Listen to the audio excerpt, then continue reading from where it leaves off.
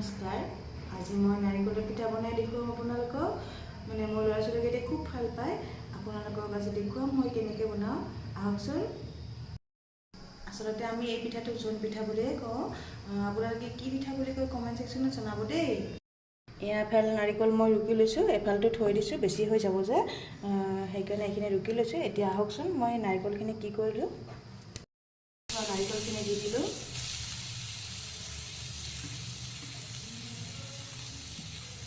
দুদিনমান ৰাখি থ'ব পৰা যাব, সেইকাৰণে অকণমান ভাজি থ'লে ভাল হয়।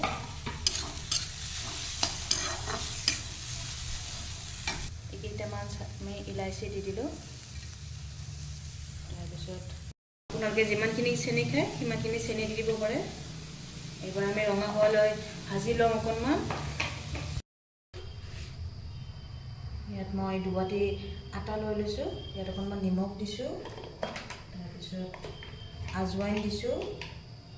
এইবাৰ মই আটাখিনি ধুনীয়াকৈ মাৰি ল'ম। এতিয়া মোৰ আটাখিনি মাৰা হৈ গ'ল। এতিয়া সৰু সৰু লাড্ডু কৰি ল'ম মই ইয়াৰ পৰা পিঠা বনাবলৈ।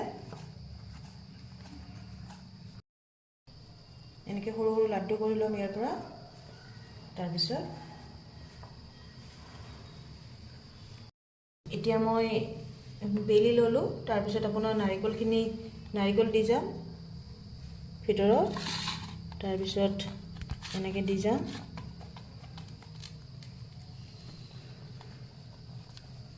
কেৰাহীখন গৰম হৈ গ'ল। মই ইয়াত তেল ব্যৱহাৰ কৰিছোঁ, আপোনালোকে ৰিফাইন ব্যৱহাৰ কৰিবও পাৰে।